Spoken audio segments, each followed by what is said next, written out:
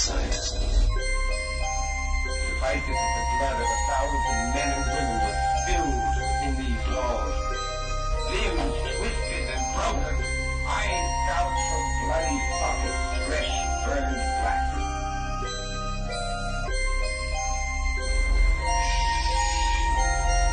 Please. No way for dead. In death, there are no accidents, no coincidences, no mishaps, and no escapes. What you have to realize is that we're all just a mouse that a cat has by the tail.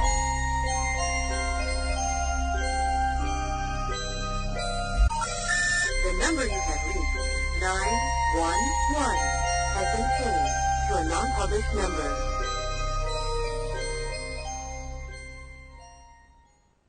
Warning, the following show contains conservative posturing, radical Christian ideas, and may offend pagans, Wiccans, Islamic fundamentalists, and other unenlightened individuals. Callers and guests may be subjected to brash and offensive comments by the hosts and any other type of bullying tactics available. But that's okay. We know why you're here. This concludes this test of the emergency broadcast system. Tonight is Monday, April 2nd, 2007. Okay. Why do we never come in with the music? What? You didn't even point or anything, Chuck. You just started running for the music as like, oh my gosh! I mean, you didn't even point or anything. Do I have to You're do supposed to everything? point. My Chuck. God, do I have to do everything? You're supposed to point, Chuck. Hello, guys. Welcome to World of the Unexplained. Yeah, we're on the air. Yeah, I figured that from the music coming on. There. Anyway. Yeah. The late music. Yeah. Anyway, well, got Jay a couple things that we're going to discuss tonight. First of all, Dr. Cyril Wecht is not going to be with us until 8:30 tonight, so we're going to BS you for the first half an hour, but that's fun because we got some stuff we can talk about. There goes my cell phone. Let's see who it is. I don't know who it is. I think that's Cyril Wecht's office. D, would you grab that, please? Hit the green button there. Anyway, I think we have a pretty big announcement. Not really related to the show or anything. I guess Scott, you ought to do it since. All right, you can kill the music, by the way. Well, maybe okay. All right, let's see here. Yeah, just go ahead and read it right off the paper. I got this letter in the mail today. A mysterious letter. It is from the Board of Law Examiners of the state of North Carolina. Dear Mr. Smith, congratulations. I am happy to inform you that you have passed the February 2007 North Carolina Bar Examination. Yeah, we've got some applause there somewhere, don't we? Hang on. Yeah, we've got some here, I think. Oh. You know, we should have set that up right because we actually have some applause. We should have it set up on another computer. Yeah, I know, but we actually have some. I'm going to find it. Do you see any applause? Do you see? I don't see the applause. Yeah, hit that one first. What, the pooper? The phone ring? Yeah, there we go. There's the applause. There's the applause. Yeah. Yes, very good. Very good. We're happy. Hooray, Scott, you finally... Was that Dr. Wecht? That was Dr. Cyril Wecht, and he said, call him at this number. He's available now. Oh, he's available Okay, now. well. He's available now. Well, we're going to go ahead and Well, we call just figured him. to tell you that, and Yeah. let's bring him on. We're going to take a quick break, guys, to call Cyril Wecht, and then we'll be right back. But first, I want to say something real quick, and that is this. Actually, D, why don't you go ahead and call him while I'm talking here? Call him on that. Just dial. Yes, I know. You know the procedure. Anyway. Yes, I'm even more slimy. Thank you, chat room people. Anyway, it was definitely a blessing from God that I passed this exam. The third time is truly a charm in this case. One thing I want to avert you guys' attention to, if you go to michaelsavage.com, you'll see there's an article up there about teachers in the UK, some history teachers not teaching the Holocaust because they're afraid it might offend Muslim students.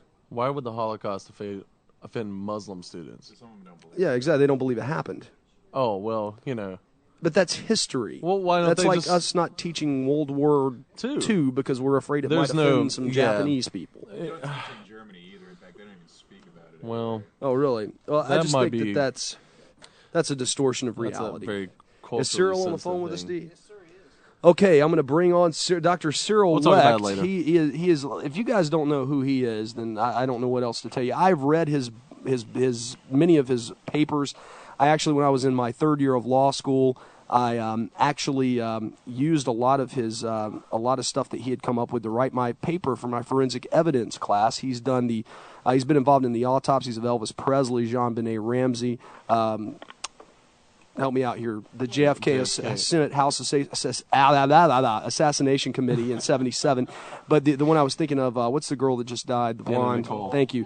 Anna Nicole Smith's son. He did the autopsy for that. Let's bring him on. Dr. Cyril Wecht. How are you? Hi, good evening. Thank you for your nice comments. I'm happy to be with you. Well, thank you for being with us tonight. You know one of my old law school professors, Jagdeep Bhandari. Oh, yes, of course. He had been at Duquesne University, and then he went to Florida, and we put together a wonderful program with him there about maybe 3 years or so ago on forensic science. It was a big hit. I was in his forensic evidence class when we did a classroom call with you. Yeah. Oh, yes. I asked about JFK. Yeah. I remember that. Well, thank you for coming on the show. I just found out today that I have passed the bar exam in North Carolina. We were just talking about that earlier. Oh, congratulations. The third time truly is a charm. Well, it was awful. Bar exams can be difficult, and they're, not necessarily a test of one's knowledge, and certainly not of one's ability to function skillfully and successfully as an attorney.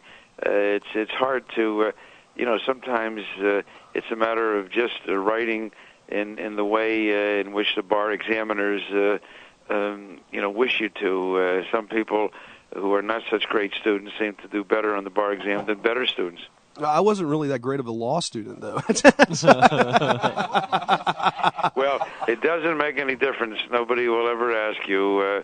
It's very, very rare that a client ever asks, what school did you go to, and then how well did you do in school. I don't think anybody will ever ask that.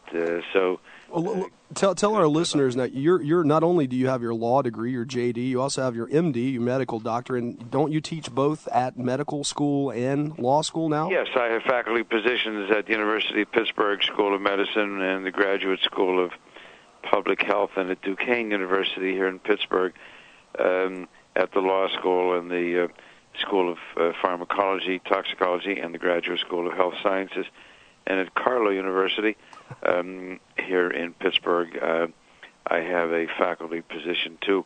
In fact, we've established a unique program, truly unique in the literal sense of the word, for the students to come in, and in the course of their 4-year curriculum to get a Bachelor of Science degree in forensic science, they also are taught by us how to do autopsies. Wow. So it's been a big success. The students, most of whom are young ladies, just absolutely love it. In fact, I just did an autopsy about 3 hours ago, and these young women were there, and they're working on the body and so on. They're just fascinated. So it's nice, and students are interested all over. I'm going to Alaska in 2 weeks as a visiting professor, and they called me from there today. They've got certain things scheduled, and they asked me about 2 additional sessions with 2 different sets of students who have expressed great interest in wanting to meet and talk with me. And, of course, I told them, sure, whatever they could fit in, I would be pleased to do. But the point is that, students all over, there's not a week goes by that I don't get at least a couple of inquiries, mostly college students, but high school students quite frequently, and once in a while, elementary school students wanting to know about forensic science and what courses to take and what the possibilities are, what the professional careers are, and so on. So it's a hot item. Now, I don't know how you find time to do all this, but you still hold the position there in Pittsburgh, if I'm correct, as the chief medical examiner. No, I'm no longer in Allegheny County. Okay. The coroner medical examiner. However, you're not completely wrong. I do the autopsies for 5 surrounding counties, and that's more than 300 a year that I do myself. As I say, I just did my 90th or 91st about 3-4 hours ago for the year 2007. So we're moving at a pretty good pace. How do you find time to do all this, Dr. Wecht? How do you find the time? Pardon me? How do you find the time to do all this? Well, these are full days because I do a lot of medical legal consulting for attorneys in different cases, medical malpractice, other kinds of personal injury, wrongful death, product liability, motor vehicular accidents, and then, of course, in the criminal area, mostly homicides, once in a while other things like alcohol, drug abuse, rape, sexual assault, and so on. And then workers' compensation, retired coal miners around here applying for black lung benefits, and other kinds of workers' comp cases. So, it's a full load with the writing. As an example, today I did the autopsy. I got a new call on a case, just to give you an idea, from a county north of us, a motor vehicular accident, and it's a question of who was the driver. So the young woman who owned the car is dead, and the young man who was in the car and seriously injured, he's suing the estate of that young man is suing. He's alive. He's suing the estate of the young woman. Her estate is suing him. Each side claims the other one was a driver. So you get into looking at the injuries and the investigative findings, etc. Tomorrow I'll be deposed on a case from Ohio of a woman in a nursing home who was permitted to sunbathe in scorching heat of 95 degrees, and they just left her out there, and she died of heat stroke. She had 109-degree rectal temperature when they took her to the emergency room, already dead.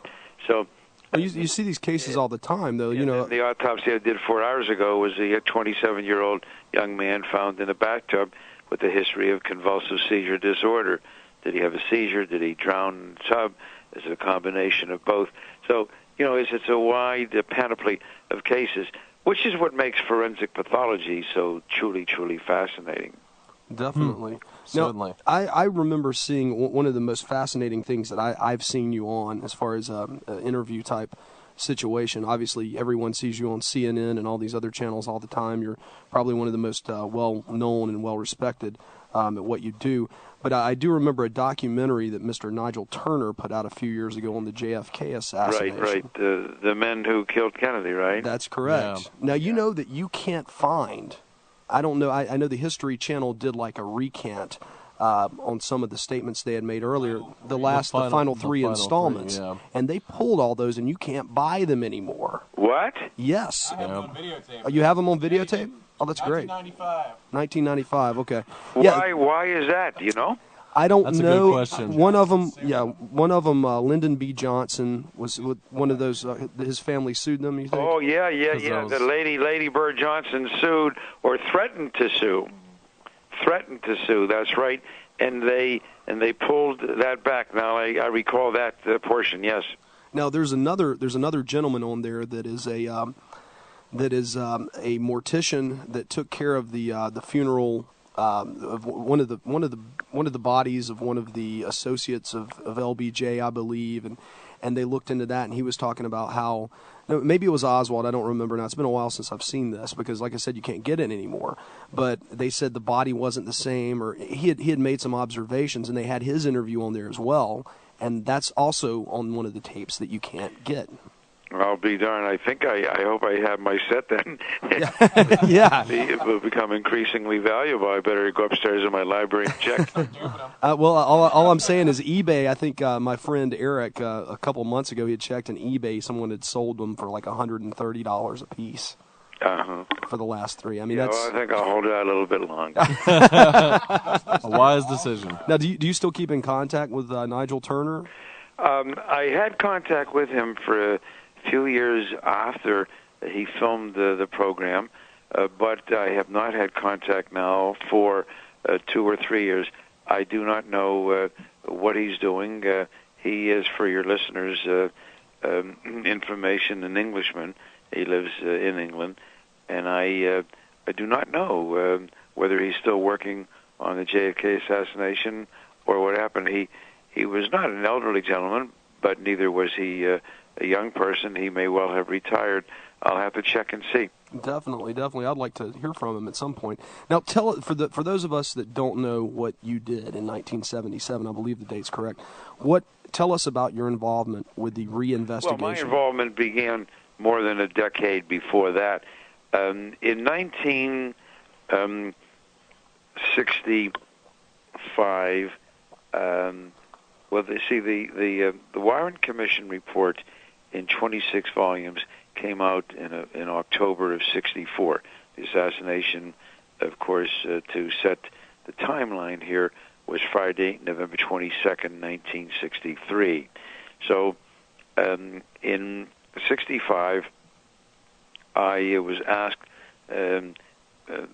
contacted by someone who later became a good friend and remained so, Dr. Josiah Thompson, at that time a Ph.D. Professor at Haverford College outside Philadelphia, to go with him. He had made an arrangement to be a consultant with Life magazine, which had purchased the Zapruder film. Mm-hmm. Abraham Zapruder was the clothing merchant who went to Dealey Plaza that day, and with his brand new 8mm Bell-Howe camera, filmed the motorcade, which, as it turned out, is the most important piece of evidence probably in the case, and certainly the most valuable photographic documentation of those fateful few seconds. So Life magazine purchased the Zapruder film from his estate. He had passed away, and they wanted to analyze it. So I went there in '65 and studied the Zapruder film. Then I was consulted by District Attorney Jim Garrison in New Orleans in the Clay Shaw matter, and reviewed everything for him. Then I testified before a federal judge in 1969 in Washington, D.C., Charles Halleck, Jr., in an attempt to gain access to the autopsy materials. People should know that the autopsy materials are locked up, so to speak, for 75 years, with the exception that, as it was written after 5 years, recognized experts in the field of pathology could apply and seek permission. So Jim Garrison was going to trial, and he wanted me to see all this stuff. So he went to court. I testified. The judge ruled in his favor, but the government arrogantly said that they would appeal until hell froze over. In the meantime, Garrison had all his witnesses lined up, some of whom were critically ill, and some were, edgy and antsy. So they had to go ahead, and at that point, I chose not to testify, not having been able to analyze all the autopsy materials. In 1972, I did finally gain access under that provision to which I just referred.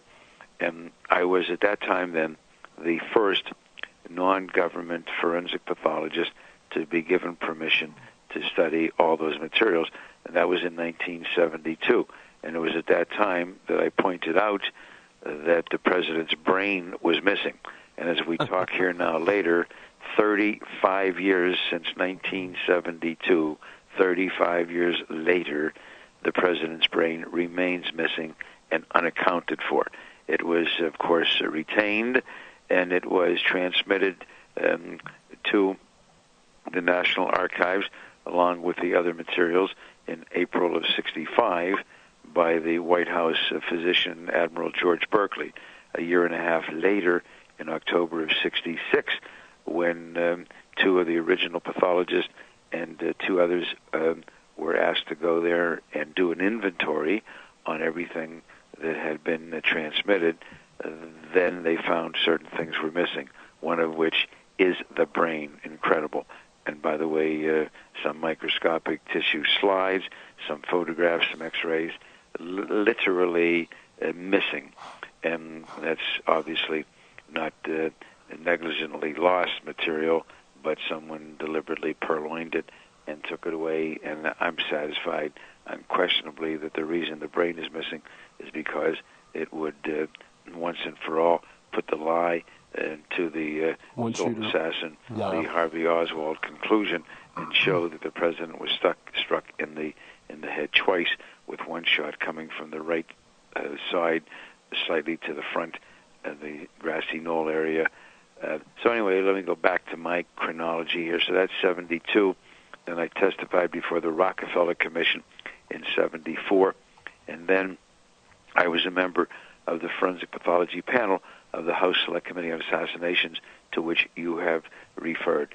The United States Congress established a special committee to look into the assassinations of President Kennedy and Reverend Martin Luther King. And they had certain panels, and one of them, of course, a key panel, was the Forensic Pathology Panel.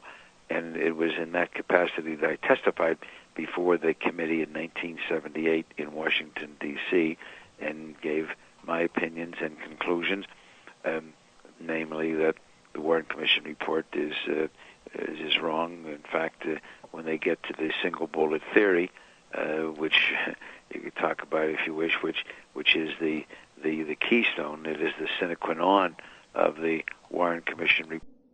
Remember when paranormal radio used to be open to New Age ideas and every possible form of spiritual enlightenment? It's a religion based on the understanding of consciousness, the understanding of nature, in particular fertility laws. To my spirit guides are those who have passed over. And, you know, I've always been able to see colors around people, which I've known now to be called auras. Maybe coming to the close of one kind of psychic life, and I very much believe that this was what the Maya were really trying to talk about. Well, we're not putting up with that. World of the Unexplained. Conservative paranormal talk. Big on God. Big on guns. With your hosts Jay Scott and Trent Lackey. Heard Mondays, live from 8 to 10 Eastern on Planet Paranormal Radio.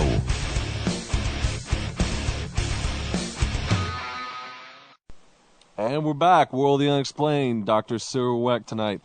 The numbers are 1-877-722-7382 or 1-877-SCARE-YOU2. Local number is 336-996-1596. Come on, people. When are you going to talk to Dr. Cyril Wecht and ask him those burning questions that you want to know? Because this guy, he knows it all. Wow. I think. That's quite something to live up to. It feels like it. Dr. Wecht, Okay. what about 9/11? What do you think? Do you jump on the Jim Mars wagon on this as well? Do you think there's a cover-up going on? No, I'm afraid that I can't accept the theories that there was something else. You know, I've talked to a lot of people. As a matter of fact, this national conference, which I referred to a moment ago, we do this every year, and this year we had a national conference. One of the speakers was Dr. Robert Shaler, who headed up a whole identification out of the New York City Medical Examiner's Office. Very top guy. He's now head of the Forensic Science Department at Penn State University. And also present were some officials, although they weren't in place at the time, the head of FEMA, Federal Emergency Management Administration's emergency response team, Glenn Cannon, who happens to be a Pittsburgher, just coincidentally. And I've talked to other people, including...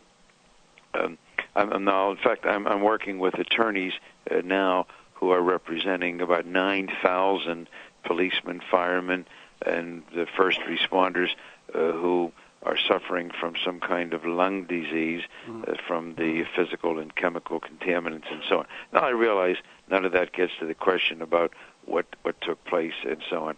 But no, I haven't. I'm not saying I have read everything. I've seen a few things. But as far as I can determine,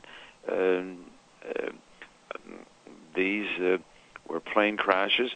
The idea, and I don't know what you're exactly referring or asking about. Well, I mean, I Please, just seen...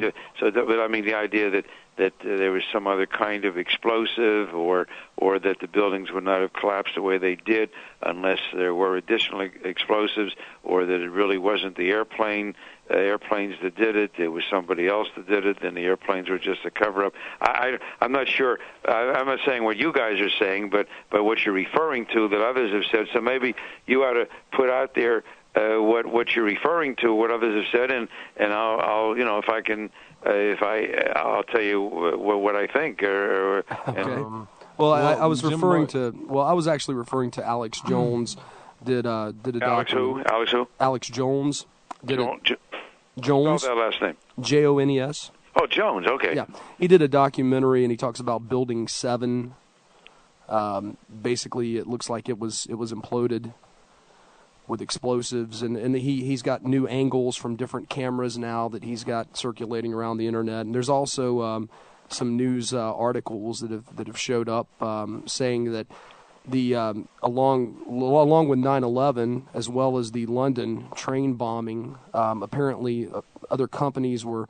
The reason NORAD stood down supposedly was because it was a training exercise that day on terrorism, and the idea was that two planes would actually go into the World Trade Center, and that was the training seminar, and it just happened to uniquely happen on that day. I mean, you mean? I want to see if I understand this. That these two planes in New York, and the plane that went down in Somerset County, 60 miles east of Pittsburgh, which everybody believes was heading for the Pentagon, and the building, I'm heading for the White House, and the building that did strike the Pentagon. But let's talk about the two planes in New York. That these two planes were not piloted by these Arab terrorists, and the other two planes were not. A total of 19, 15 of whom were Saudis, by the way. That's all a concocted story, and these were really planes that were flown by U.S. People, whoever they were, in order to what? In order to inflame the Americans and lead up to the Iraqi war. Well, I'm not quite sure. Well, what is this Mr. Jones saying? No, he has a different take. That's more of a Jim Mars approach with Operation Northwoods, he referred to in Kennedy's time. Actually, he kind of paralleled that. But now Jones is actually saying that apparently these things were set up by the government. Now, I'm assuming that's probably where he's going with it by our government. Yes, and I'm assuming. When you say when he says, I mean when they were set up. So that's what I'm asking you. Who was flying the airplanes? Our people? I don't know. I don't know what his theory is on that. Yeah, there was a theory that they were remote control, not like the drones that they use. And these Arab terrorists were not on the airplanes. Supposedly. I think that was a Jim Morris. The implosions, you mean they were timed I think in such a way that the plane struck, and then whether it was seconds or minutes or whatever thereafter, that explosives planted inside the buildings would go off and cause them to collapse. Is that what he's saying? No, I believe that he's saying that the U.S. government worked in they were complicit. They were complicit with the terrorists to do this. To start a reign of terror, basically, in America, to basically use this to put out our Bill of Rights, to start martial law, to bring about a new world, one world government. How the cascade of. But that's already been 2001, right? So it's already 5.5 years. And while I'm not thrilled. To put it mildly, kindly, benignly, with what's going on in Washington, D.C. and the administration, I think that if that was the objective, then they certainly have not been successful. They're not moving with alacrity in accomplishing those objectives. If that was the game, I don't quite understand. Well, let's get away from 9/11, Dr. Wecht. Okay. I want to ask you about your involvement with the JFK stuff. Did you ever get any death threats or phone calls saying, "Hey, stop doing what you're doing, get away from this kind of thing"? Well,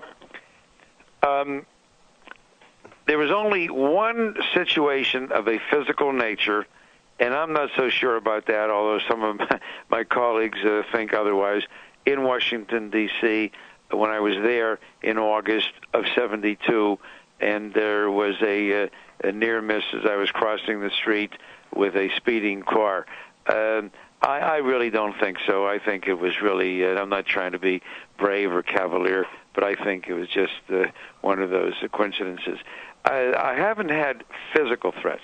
What I have had is, in a way, short of being killed, of course, much more, damaging, although I've survived it.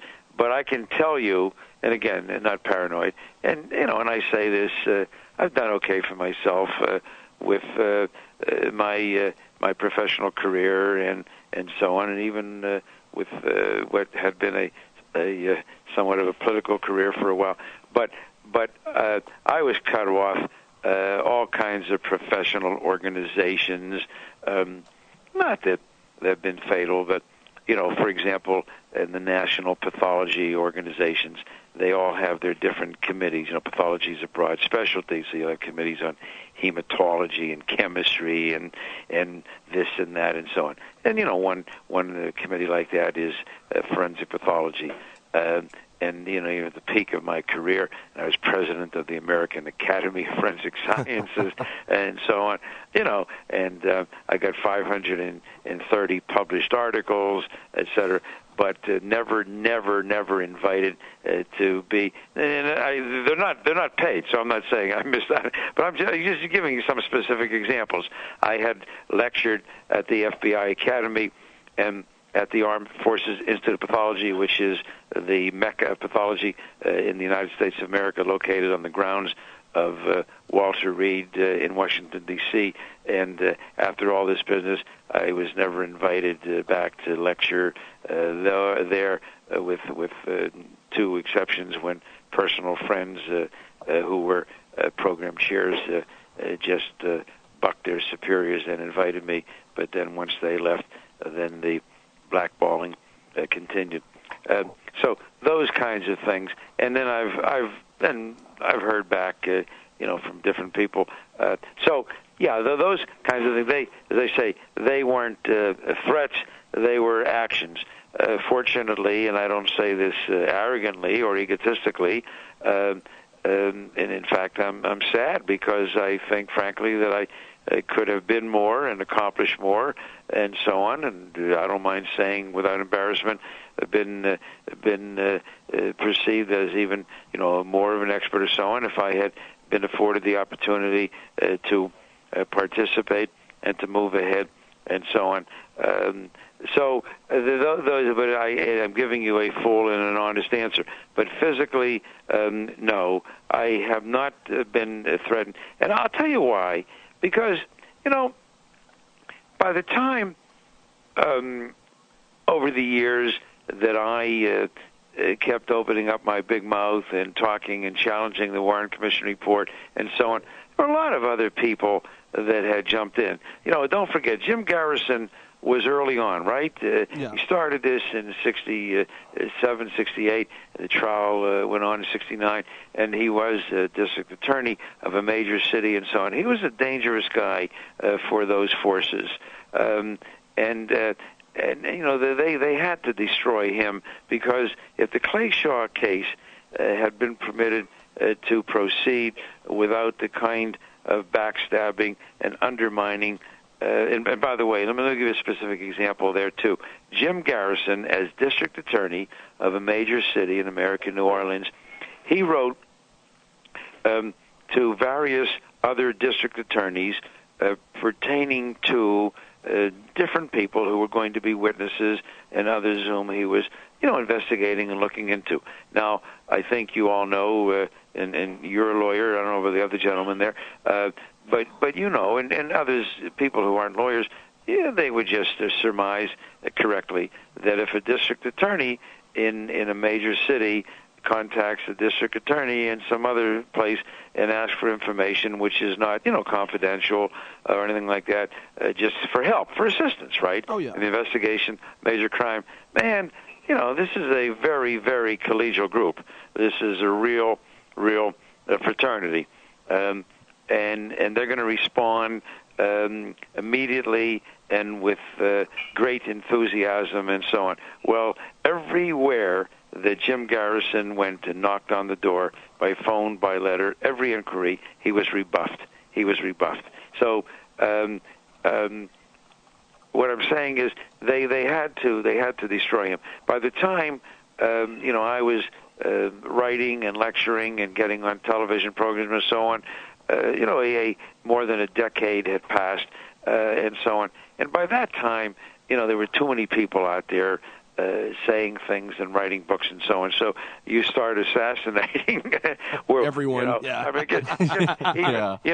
even for the FBI and CIA or the mafia, whom they might enlist, or anybody else, there comes a saturation point. You follow me? Yeah. So I think maybe that's the reason why. What do you think about some of these programs recently that they've put on the television?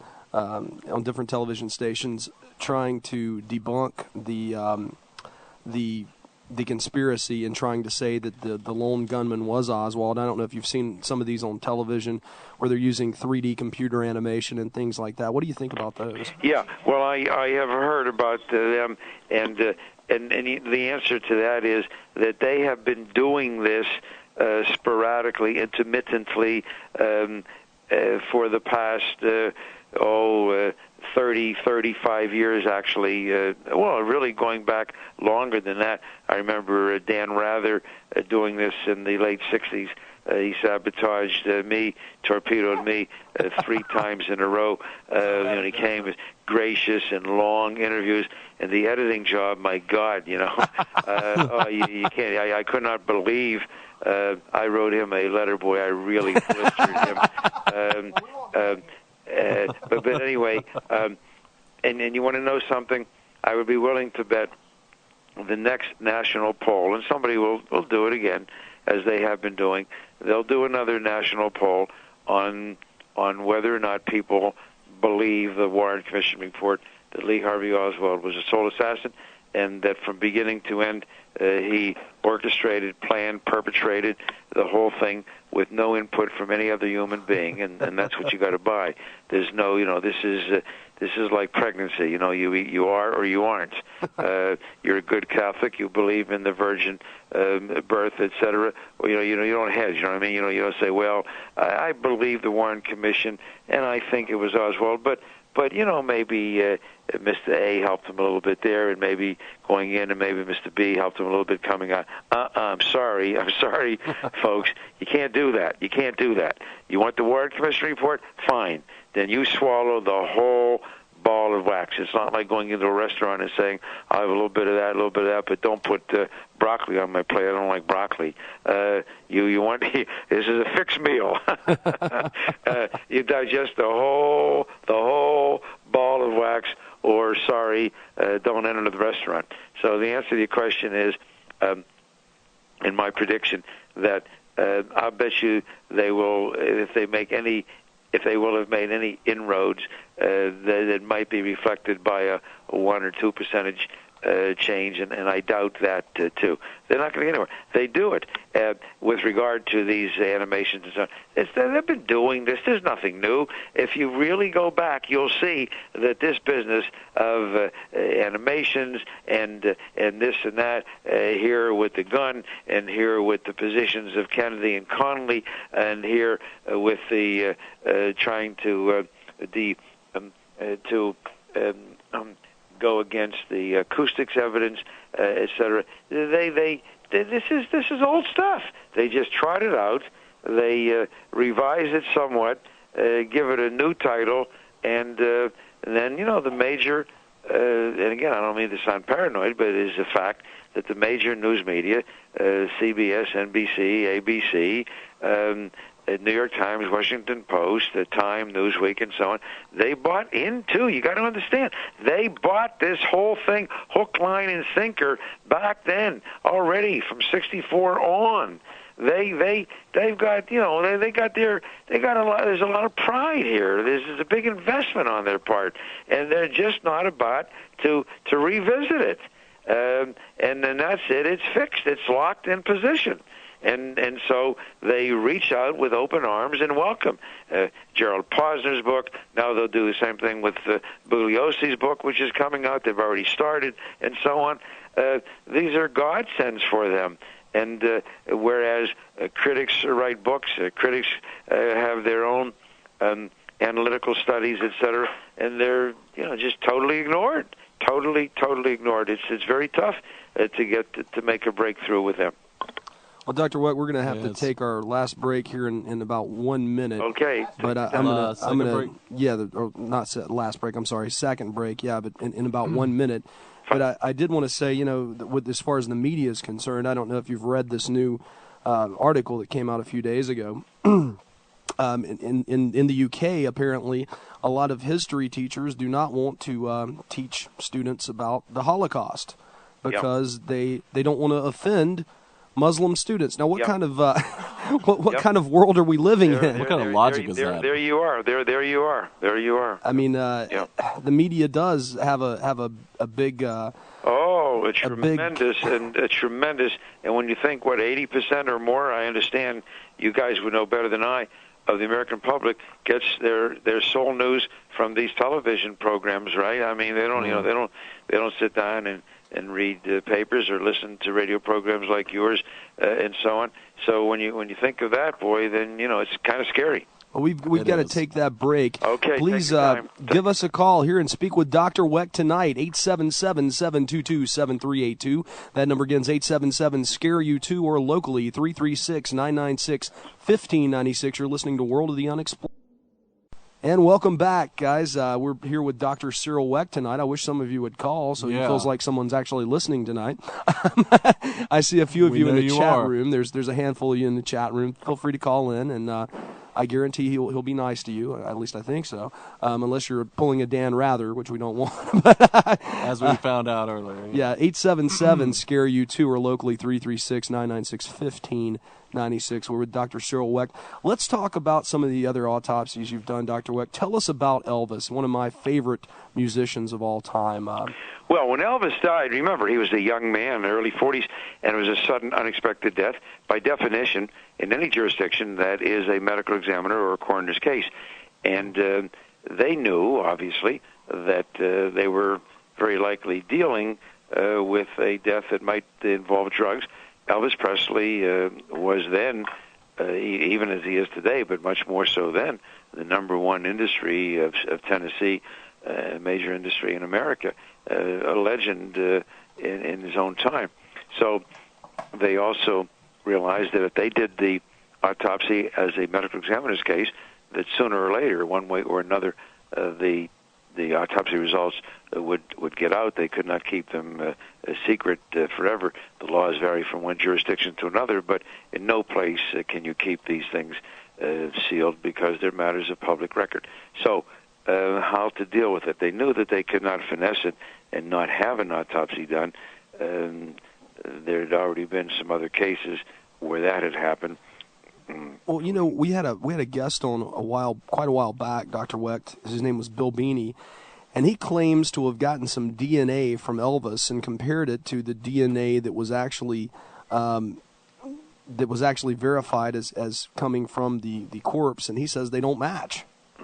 Well, I don't know about that. I do believe the body that was autopsied was Elvis. They did the autopsy then at the hospital in Memphis, and they said that it was a private autopsy. They said that they got the family gave permission, and that was the way they were able, you see, then to keep it private and confidential, just as any family can do if an autopsy is done on a loved one in a hospital. That is not a medical examiner or coroner's case. That's nobody's business, and unless there's a criminal investigation, homicide or something like that, then nobody will gain access to that. So that's the way they finessed it. Well, the medical examiner went there, He was just an observer in this scenario, and he comes out, and the autopsy isn't even finished, and obviously toxicology tests haven't been run. They take weeks and even months, and microscopic tissues studies haven't been accomplished. That takes several days. He's already outside announcing that Elvis Presley died as a result of heart disease. Elvis Presley had no heart disease. He has slightly, minimally enlarged heart, and even that is arguable given his size. And as it turned out, what he did have were 12 central nervous system depressant drugs. 12. They're raising all kinds of heck about Anna Nicole Smith.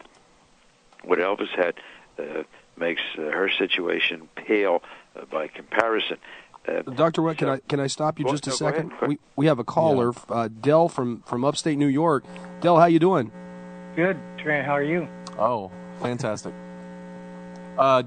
You have a question for Dr. Wecht? Well, yeah. I can tell he's a very well-educated man. But I'm from what I'm getting here, you don't buy into this Warren Commission at all. Is that true? Well, when you say at all, obviously there are many things that are correct, that are incontrovertible, matters of investigative nature. But when we say, the Warren Commission in this kind of discussion, what we're referring to is the conclusion. And the answer then to your question is that's correct. When you say at all, I sure as heck do not buy that Lee Harvey Oswald was a sole assassin. Right. Do you believe that there are certain elements of the government are complicit in allowing this to happen to the president? I believe that this was a domestic plot. I do not believe it was the Russians or the Chinese or the Cubans. I do not believe that it was the mafia acting on its own. They would not have dared to do that. The mafia was used. I believe that it was not an official branch of the government, contrary to some of my colleagues who believe that Lyndon Johnson or Edgar Hoover or the two of them together orchestrated this. No, I do not believe it. My own belief and theory, which admittedly I can't prove, I think it was I referred to them as a rogue element of people who had probably past the CIA connections. The reason I say CIA, they have to be people who know how that kind of clandestine work functions. I mean, you can't have people who are novices who just want to get rid of somebody. That's why. And by the way, this is the scenario that is presented by E. Howard Hunt's son in this article, which I referred to, that is published recently in Rolling Stone. And there was some news coverage on it, not very much, but that's my belief. I do not believe, in other words, that just a couple of guys that got together and say, "Hey, let's knock out the president." You've got too many things going on here. You got to plant the gun. You got the whole thing. All the way with Oswald and the rifle and getting him into the school book depository building and then having him assassinated and so on. You're talking about a major production which could not be orchestrated by people other than those who had connections out of the wazoo and who knew how to play that game. You're talking about experts, real experts. And then, so who are such experts? The only kinds of experts are the ones, the spook organizations in America.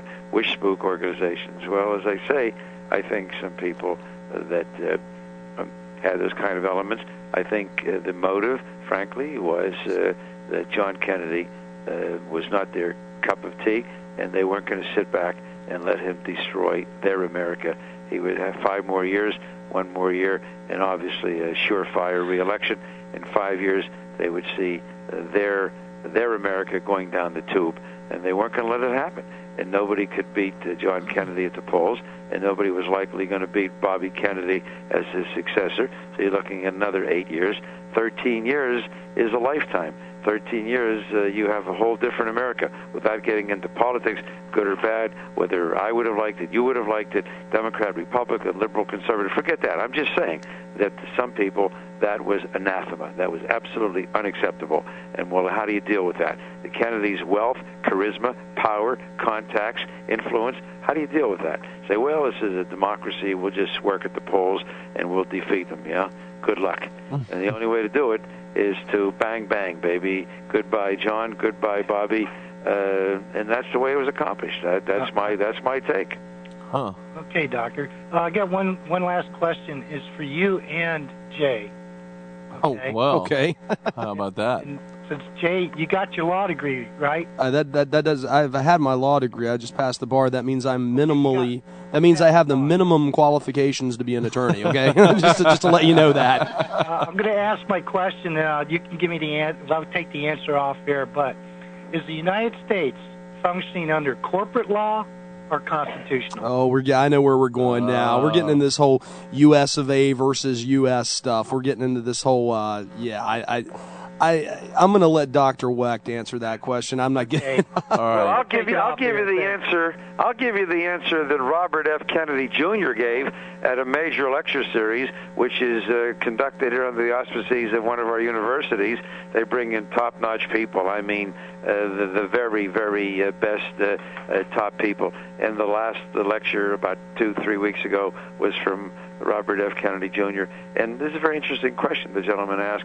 And he said, hey, he believes in corporations. He's got a corporation. He believes that corporations are important, that we should have an entrepreneurial society, and so on. But he believes that corporations should deal with business, and they should not run the government of the United States of America.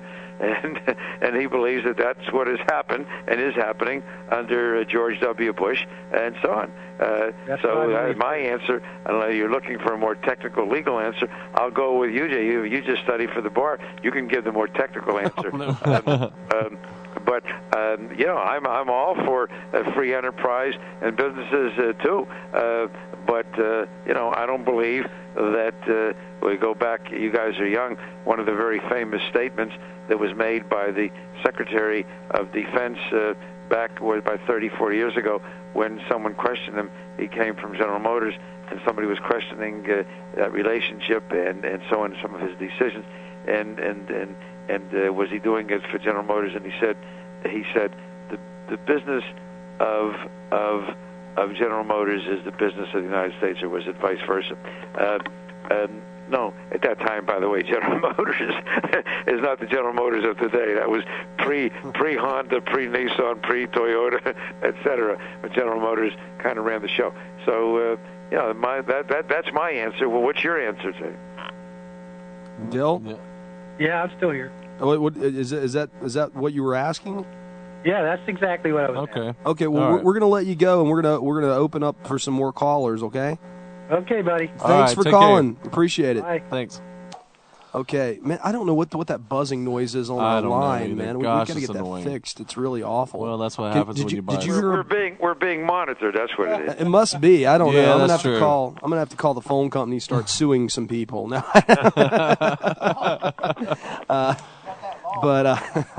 Do you have an answer for Dale's question, Scott? Yeah, no. I thought he was talking about something else. I thought he was leaning on the whole 1930s Social Security, the passages of certain Social Security laws, and saying that you could basically opt out of being a resident of or a citizen of the United States and stay a citizen of the United States of America. That Ed Waller thing that we talked about. Right. That's where I thought he was going. Apparently, I'm wrong. Maybe like the whole libertarian type thing. I mean, just don't bug me with government. Just let me do my thing or whatever. Yeah. It's something like that. I mean, Ed Waller has basically said that he doesn't have to have a driver's license and doesn't pay Social Security. Right.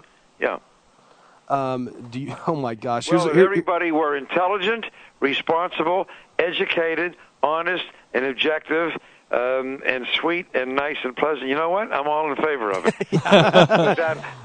That'll happen maybe when Armageddon occurs. Maybe that'll happen. Or maybe 2 minutes before. Listen, guys, the numbers are 1-877-722-7382 or 336-996-1596. I have a chat room question for you, Dr. Wecht. Do you think there is a probability that George W. will get assassinated in the future?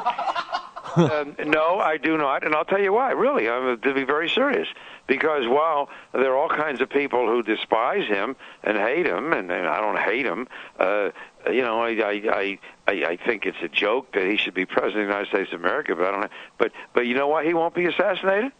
Because he has no clout. He has no pull. He has He's a figurehead. Following. Yeah. Nobody's afraid of him. They may dislike him. They may be fearful of the consequences of some of the things that have occurred and so on, but they're not afraid of George W. Bush. They can defeat him. He was defeated at the polls once, and some people argue twice. And you can imagine that he were running again now, right? My God, your next door neighbor probably could beat him. And Jay, now that you passed the bar, you certainly could. No, he's not going to be assassinated. You see, there have been other powerful presidents and other powerful people, but so what? I mean, people with strong policies and so on. You got to have a position of incredible national charisma. You open up your mouth and you say jump, and 50 million people say how high. That's true. Well, that was John Kennedy, that was Bobby Kennedy, and that was Martin Luther King. And they were pushing social initiatives and social change, and they were upsetting a lot of people. Exactly. You were talking about real. Again, this is not a time to discuss the pros and cons. In saying these things, I mean, I have my own thoughts, you have your thoughts, and your listeners do. But I'm just saying, like you say, social changes of a kind of a quasi-revolutionary nature, and the power to effectuate those changes. Yeah, that's the formula. You see, that's the formula that leads to assassination. We're generally a Christian conservative paranormal talk show, but oh, you are. Yeah, but I'm not a supporter of the current president. I didn't vote for him either time. Well, it has nothing to do with Christianity. No, it doesn't. And I think there are many more and more conservatives that would like to make it clear that it has nothing to do with real conservatism. Yeah. I agree, and I hate the fact that a lot of these churches push certain candidates on people. I just find that very that bothers me a lot. Yeah, I find that very wrong. What's that line? Given to Caesar. Yeah. But right. That's neither here nor there. Let's go back to the JFK thing. Chuck had a question. He's our producer. What was your question about the 70-pound discrepancy? Oh, no, that was the Elvis. Oh, that was the Elvis thing. Yeah, okay. There was a 70-pound discrepancy between the corpse and Elvis Presley. Okay, Bill Beanie claimed there was a 70-pound discrepancy between the corpse that was said to be Elvis's and Elvis Presley himself. Well, I don't know. I haven't read this, and I don't know how he would know exactly how much Elvis weighed. Elvis had ballooned, right? Oh yeah. And so who knows what was real? I don't know. But I can assure you, because I've seen.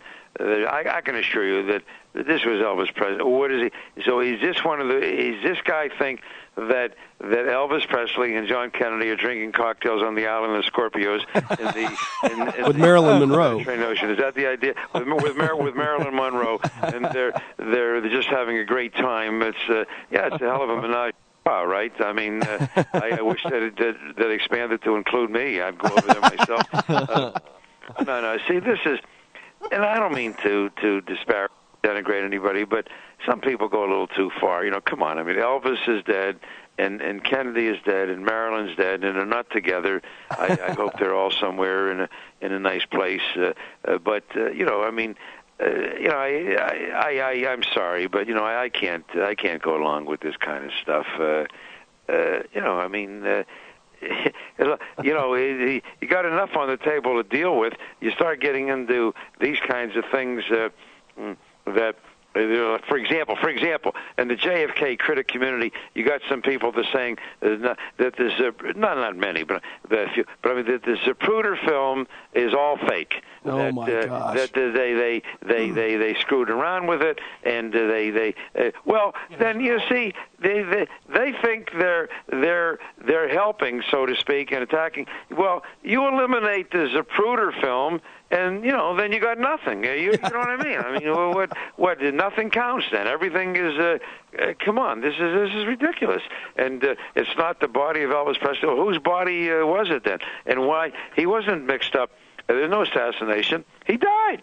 And I'm not suggesting, by the way, anything of a criminal nature in the sense that someone had done him in. His good friend, Dr. Nicopolis, good old Dr. Nick, anything that Elvis wanted, Dr. Nick prescribed. Elvis would get up 3 o'clock in the morning at Graceland. He wanted to play handball, okay? Well, you need an upper. Then you through playing, an hour later, you need a downer to go to sleep, a tranquilizer. You're going to start performing and preparing, you need a stimulant, and so on. So anything, there were these 12 drugs, 3 or 4 of which were at potentially lethal, certainly well into the toxic range.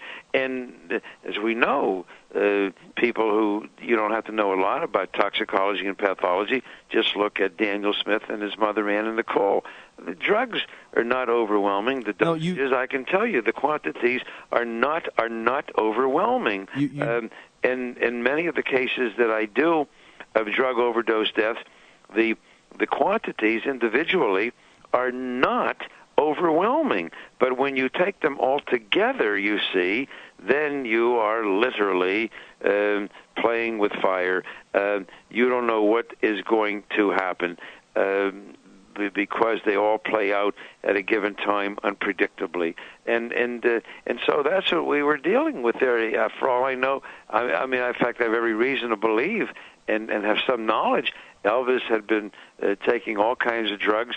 Not a drug abuser like a heroin addict, but a drug abuser in the sense that he needed all of these drugs for different things. Do you know that he spent 3-4 hours a day in the bathroom? The poor man was so constipated by some of these drugs, several of which have a known constipating effect, that, I mean, his colon was the size of a grown man's thigh.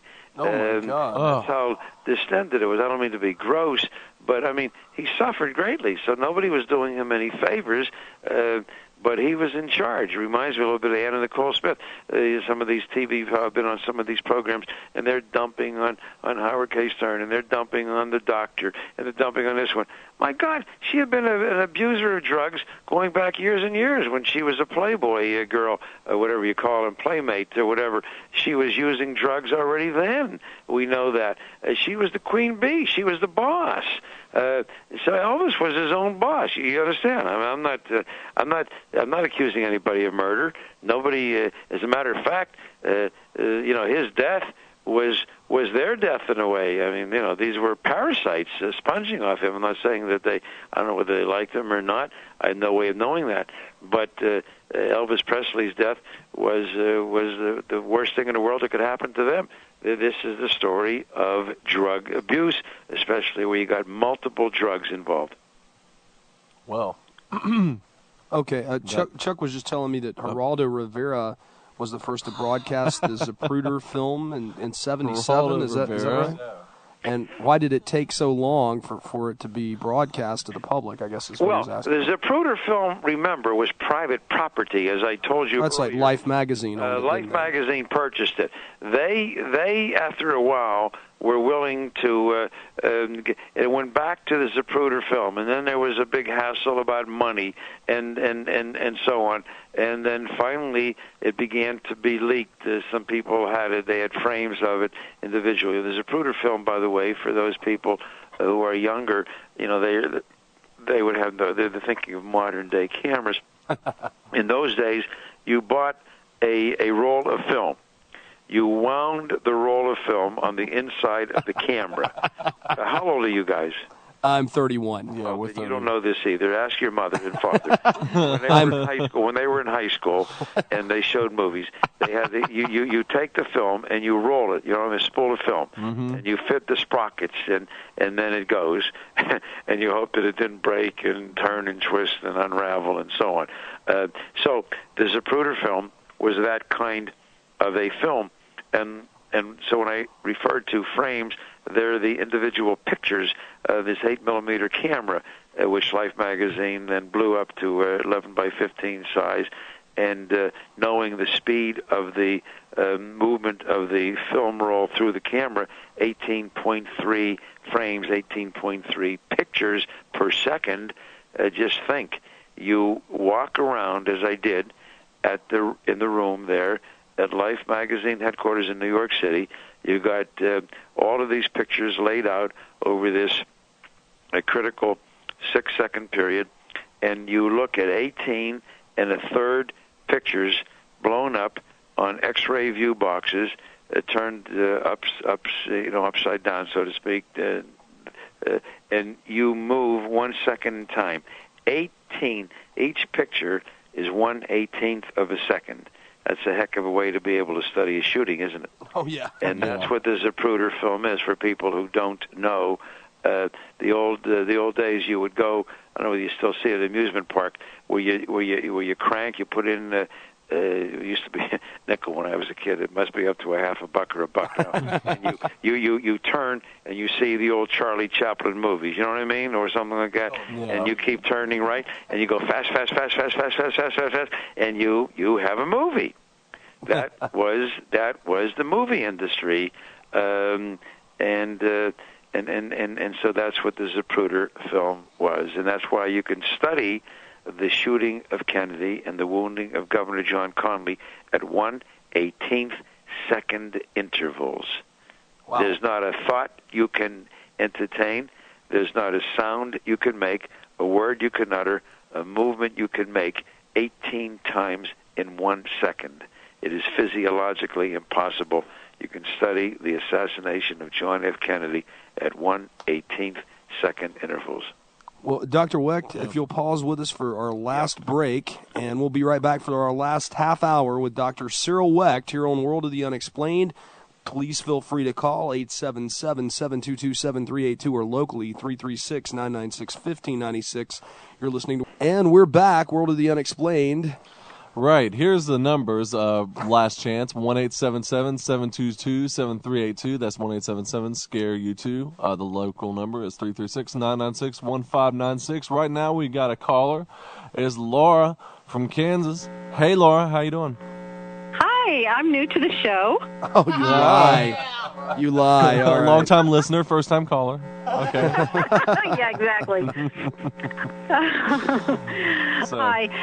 I have a question for your guest. They always show examiners and people that do autopsies as being the kind of people that can knock out the work overnight and a CSI effect. Yeah. Yeah, and it's a real simple process, of course, and they're able to find out things very easily by doing a few tests. What I'm wondering is, how long does the process usually take to make a determination of death? It varies depending on the case, but you make a very good point, and that is one of the criticisms I have of the CSI type programs. That everything is accomplished quickly and so on, but that's that's show business. They can't drag things out. So the answer to your question is that if a week ago I did a case of a young woman who was brutally murdered, smashed on the head 9 times, probably by a hammer, and her throat slit from one side to another. So I don't need to. Everything is quite clear. I do a case with a massive cerebral hemorrhage. I do a case with a big myocardial infarction, heart attack case. Somebody's been involved in a motor vehicular accident and the chest is caved in. So the other cases you don't know. So the case that I 3 of the 13 cases I did last week were drug overdose cases, I'm sure, but I have to wait for the toxicology results. So the autopsy itself will vary depending on how skilled and experienced you are and how good your autopsy technician is. That's even most important.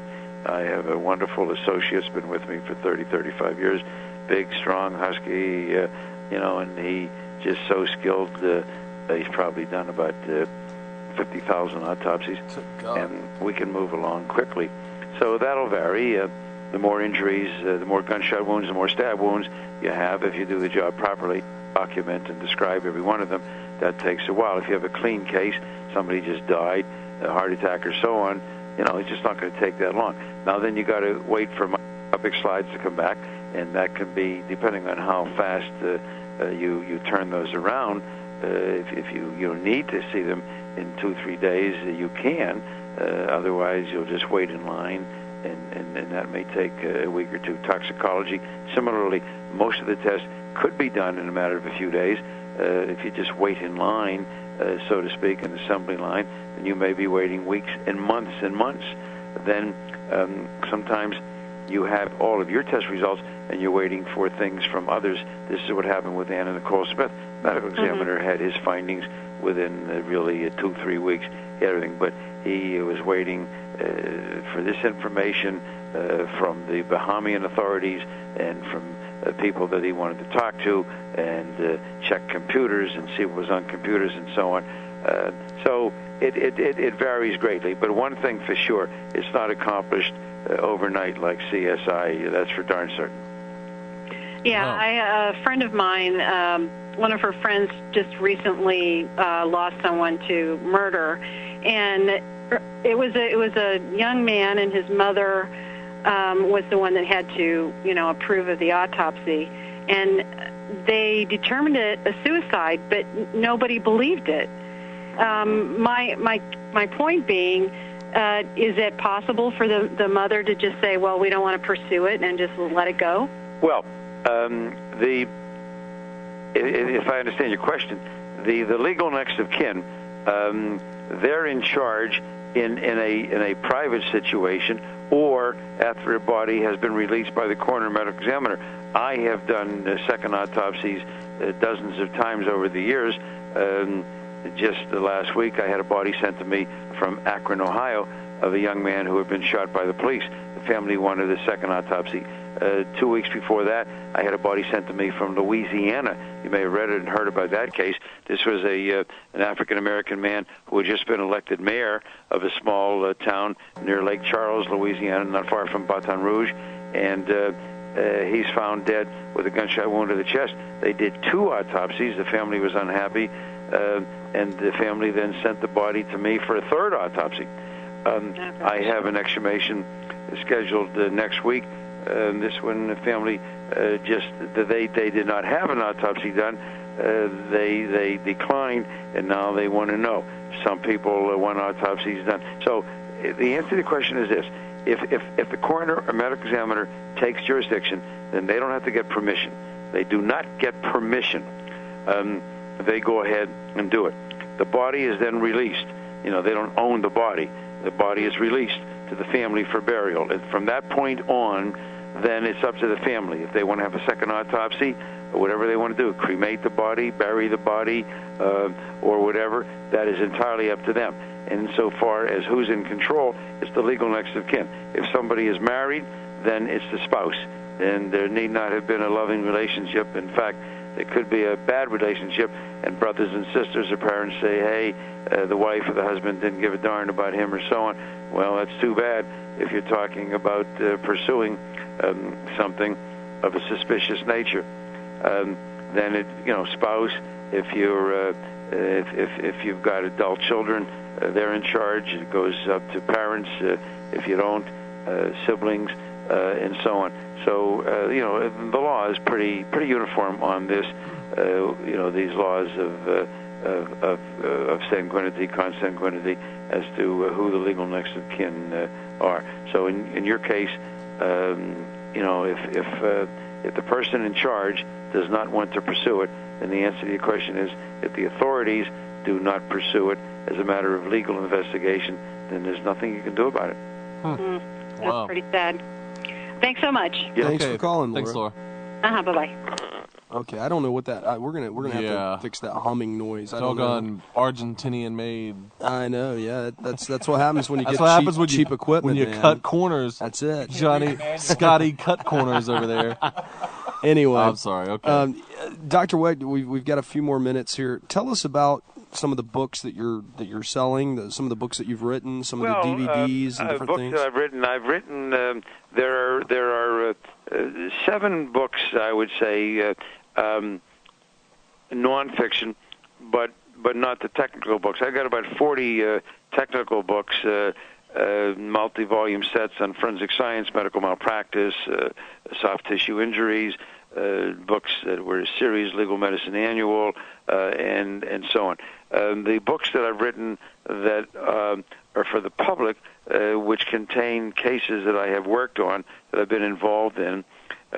These are books that I've written, the principal author, in conjunction with some other very fine people. The first one was Cause of Death. The second one, Grave Secrets. The third one, Who Killed John Bonay Ramsey. The fourth one, Mortal Evidence. The fifth one, Tales from the Morgue. And then 2 recent books published, one about 2.5 years ago and one just about a half a year ago by Reader's Digest in conjunction with an English publishing company. The first one, CSI, and the second one called Post-Mortem. So Cause of Death, Grave Secrets, Who Killed John Bonay Ramsey, Mortal Evidence, Tales from the Morgue, CSI, and Post-Mortem. Now, I see you've also got a DVD set available on the JFK. Oh, yeah, that's a magnificent set. Oh, my God. It's 40 hours from that conference I told you that took place at Duquesne University in 2003. Wow. You've got almost all of the top-notch experts. We cover every facet of the case. I'm telling you, among the JFK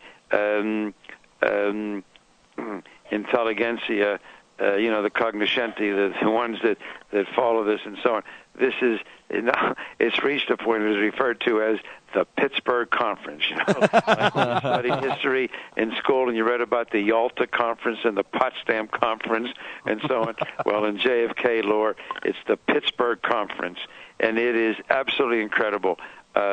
Anybody's interested in that, they can, and I'm not hassling. I mean, we're not, the money that it charges doesn't even cover the cost. But if anybody's interested, let me just give you that Duquesne University, and if you're not French or Catholic, it's not Duquesne. It's Duquesne. A long time ago, they used to have great basketball teams, so people knew Duquesne. Now, since they don't, but it's a very good Catholic school. I've had a faculty appointment since 1962 here in Pittsburgh, and we have the Cyril Wecht Institute of Forensic Science and Law that was established there in 2000, the Cyril Wecht Institute of Forensic Science and Law. And you can, I guess, Google or get on the Internet. No, you can get that at your website as well. CyrilWecht.com. You can get that there. That's right. And then you can get information on that. Also, on other conferences we did 2 years ago, terrorism, and as I mentioned earlier, we just concluded on Saturday mass disaster. We covered 9/11, Hurricane Katrina. We covered everything in the world with the top-notch experts. Just fantastic, and we have videos and programs on that. Well, tell us about your. I don't know. I guess of all the autopsies you've done over the course of your career, what was your favorite one, or the one that? Well, people ask that. It's a very good question and a very logical one, but it's hard to answer. Obviously, the case that has captured my attention and most of my time is the JFK case. I did not do the autopsy, but I've given you a chronological summary of my involvement going back to 1965. The importance of that case, obviously, need not be cannot be exaggerated. It was the president of our country who was gunned down, and I think it can be said without overstatement that could well have influenced the direction, again, better or worse, depending on your politics. But I think there's no question that the assassinations of John and Robert Kennedy made a big difference in the way society evolved in modern times in this country. So that is the one. There are many cases that are just wonderful cases from a forensic scientific standpoint, and which have a very, very real feel for people and humanity and society and so on. I think one of my favorites is a case, and it was made into a movie called Brothers Keeper. It won the Sundance Film Festival, Robert Redford Sundance Film Festival, back about 20 years or so ago. Brothers Keeper. 4 brothers. They were I don't know if any of them was over 5 foot. They were like 4 elves they were like 4 trolls from my Norwegian wife's homeland, and they lived on a dairy farm in upstate New York that they had gotten from their father. And they weren't retarded, but they hadn't had much education. They would go into town, a little old rickety truck, and get a coffee and a donut in the morning, back and just work with their 30 head of dairy cows and so on. So one day one of them is found dead. And boy, some vicious prosecutor up there and the state troopers, they went after one of the other brothers to make him into a murderer and so on, that he had killed his brother because he was ill. Not quite first-degree murder, but active, knowing euthanasia, which was so absurd. And by the way, as it turned out later, and it took some time, it came out that that particular state trooper had been angling to get that piece of property for some time. It was just unbelievable. So, but that case was so beautiful, and the reason they made that movie was they showed what the local townsfolk did. They got together for these 4 guys that nobody really had any contact with. Nobody disliked them. Nobody liked them. I mean, nobody knew them. They knew who they were, but there was no social contact. They lived in like 2-3 rooms in a kind of a shack. They had no electricity. They had no running water. They never bought anybody. They had 1 or 2 cousins that came around once in a while and so on. So these townsfolk got together.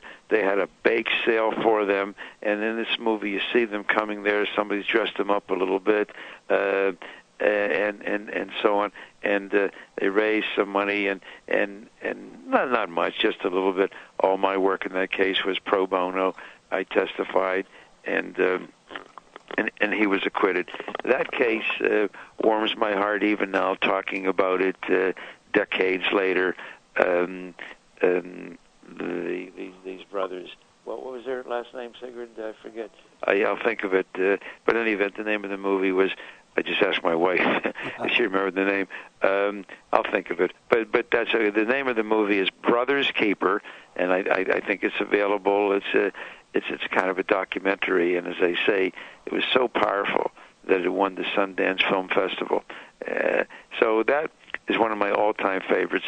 Then there are cases that are fascinating that remain unsolved, although I have my strong feelings about them. One such case is John Bonay Ramsey. I did not perform the autopsy, but I reviewed everything early on for one of the national newspapers, and got involved then, and have been heavily involved, and have written about it and so on. And that case holds its fascination for me because the authorities and the family, I won't say they've gotten away with murder, because I don't think it was a murder. I think it was an unintended death, but it was a death that occurred during some game playing that would not be acceptable, and technically you could talk about criminality, but that's not the reason. But what offends me is the way in which justice was perverted and continues to be. And the most recent chapter in that ongoing debacle is, of course, bringing John Mark Carr back from Thailand and saying, if you saw John Mark Carr on television, enough said, right? I mean... I made the prediction on this show before anything happened with that. I said, you know what? They're going to drop it. I said they're not going to find anything. Good for you, because if you did that early on, then you're a very prescient gentleman, because, as you know, man, national news media, they bought into that. Oh, yeah. The proverbial hook, line, and sinker, boy. I landed. I was in New Orleans reviewing the Memorial Hospital cases. I got off the airplane. I took out my cell phone. I had about 35 calls, and I answered them. And, the case has been solved. The case has been solved. Yeah.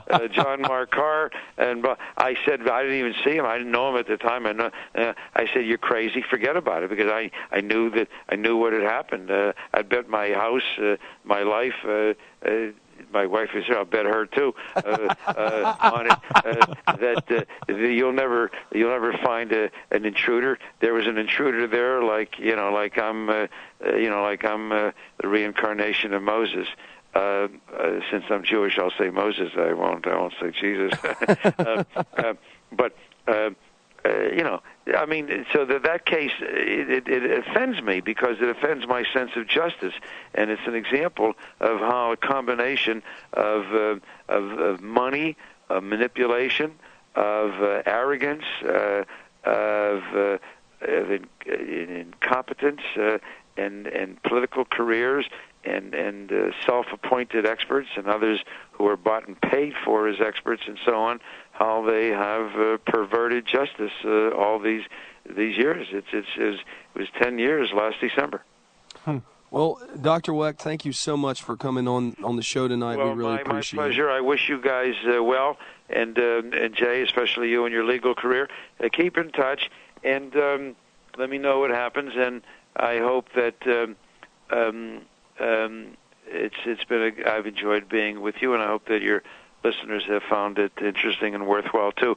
So maybe we'll do it again sometime. Okay? Definitely. That'd be great. We would love to have you back. Thank you so much. Okay. Have a good night. You. Fine, bye. That was Dr. Cyril Wecht. That's cool, isn't it? Wouldn't that be wild to actually have a university like forensic pathology department with your name on it and you teach there? I mean, you know what I mean? It's it's like, well, whose is it? And then it's like, as you like gesture to the picture behind you, that's you, and it's mine. Wow, what a heavy hitter. Well, seriously, I want to promote our conference again. Blatant self-promotional plugs. We got 5 minutes, man. Okay. You can hang tight. I was going to ask him about the what he thought about some other things, but I knew we had run out of time. So yeah, it was bound to happen. Really. Yeah, and that stinks, because we there's so much stuff. And if you guys haven't seen JFK, go out and rent it, because it's a great film. It is a great film. I actually saw. I can't believe I'm admitting this on the air. I actually watched National Lampoon's The Rise of Taj last night. It's is it not PCU too? It's no, it's Van Wilder Part 2. I really wish you hadn't have admitted that on the air. Yeah, I really. You're saying you wish he hadn't watched it. So I wish he hadn't watched. No, I wish he hadn't watched it either. Well, because he wants to watch it with me. Under certain circumstances, I could see the movie being entertaining, but I mean, it really wasn't that bad of a film. Well, I'm sure it wasn't. It was funny. It was funny college funny. Yeah. It was. It was a good funny college movie. It wasn't. I'm not saying it's a little morally decadent, but other than that, it's. Yeah, it wasn't a 300. Have you seen that one? I'm sorry. Have you seen 300? 300? No, I haven't. So you haven't seen 300, but you've seen The Rise of Taj. Well, okay. This was free. This is from the same thing that Scott this is talked free about because the Druids or Leprechaun 2. Hey, man, I'm telling you long time ago. The Warlock was a good movie. Okay. Warlock 3, I think it was. 2 or 3. I think I watched it with D, actually. Oh, I did. Right. Yep, that doesn't surprise me either, actually. Okay. Yeah, Chuck's seen it too. Everybody here has seen it but you, Trent. Well, maybe because I have a sense of accountability. I don't know. It was all right, man. You got to be in the right frame of mind to sit I through know that. what right frame of mind that means. I hear you. Yeah. But, no, I want to talk about the conference for a little bit. outofdarknesstour.com. Guys, I know you that listen to us every week, and there's a bunch of you. Please, even if you listen by podcast, try to find a way out here to this conference because we just have not sold enough tickets. And the cutoff date is the end of this month, April the 30th. If we haven't sold the required 25 tickets, we're going to have to... 28 days. 28 days, and we need to sell a lot more. We're in the teens now, but we still need to sell a lot more. Please buy a ticket here. $75 for the VIP tickets, which includes dinner. This is an all-day event, guys. This is going to stretch all day long. It's going to be an exhausting day. Well worth your money. Well worth your money. tired. Bill Schneblin, the ex-vampire, John Zaffis, y'all all know John, Dr. Al Prophet, me and the Wotu crew, Laura Placeres, Terry Bain. It's going to be crazy. Who did I forget? Be. I was running through the names. No, grab that flyer up there. Let's see. Did we forget anybody? No, it's on the top, I think. Did I do a thorough job? I think it's everybody. I think I got everybody. Well, if I missed anybody, Laura, Bill Snowden. Yeah. Oh, I like how you put your and Joshua P. Warren might actually be there at the event. He's a little special guest star. Yeah. So I mean, see, look at all that you get for your money. That's true. And we're not making a lot of money here. We're just trying to afford to fly these guys down here and to rent the conference center. So I've got to have that money in hand by the end of April for the June conference, so we can rent the conference center and buy these plane tickets. Because the longer you wait to buy the plane tickets, the more expensive they end up becoming. It's a simple rule. Yeah, and it's in Greensboro, North Carolina. We have a lot of people, a lot of you guys that have bought tickets already that live out of state: Georgia, Tennessee, Florida, Virginia. We've got a lot of different people. We've got some in-state ones as well, which is good. Yep. No one local though yet, which is really weird because all our flyers keep disappearing at the campus that Dee puts them up at. So I don't know, but definitely come and check it out, guys. And next week, who do we have on next week? Oh, yeah, and we're also giving away a free ticket to that event. And you can just email us, worldtheunexplained@gmail.com, and G is in Google, and we'll do that and hook you up. Okay. I don't remember who's on next week because I can't get to my thing right now. Well, let's wrap it up, man. But I think it might be E.P. Grandine. I'm not sure. Either way, we'll look into that. Chuck's going to find out for us, maybe. He's going to try to. In like 20 seconds. It's not going to happen. Let's just go ahead and let's finish it out. Well, just check out our thing. This is Jay Scott. You're only JD DJ now, Esquire, on all these networks. Esquire. Thanks, guys, for listening tonight. We appreciate it. This is Trent Lackey. We're coming to you from Kernersville, North Carolina. Once again, small town. Talk about big things. Chuck the man. We out!